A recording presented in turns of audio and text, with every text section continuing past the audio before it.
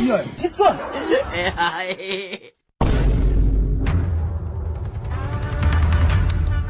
جان چیه؟ یک دقیقه بیا برم ات کار داریم. پولای محمد هر قطعی دارم یک دقیقه صبر کنیم.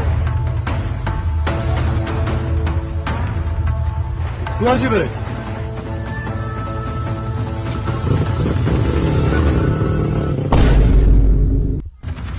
تو حالا پولای محمد رو نداره؟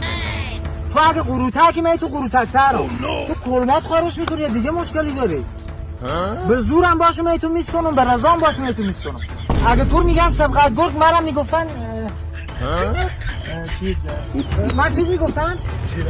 منم میگفتن شیر احمد.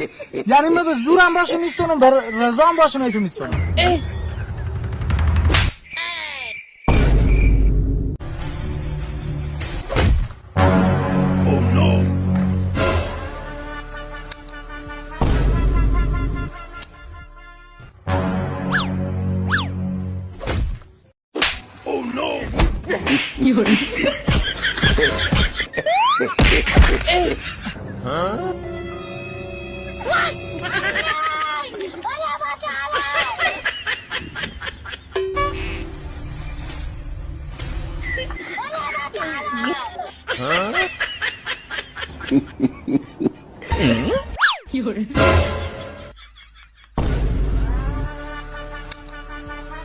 سبقت یک دفعه دیگه هم به خوبی و خوشی میگم پولای محمد بگی.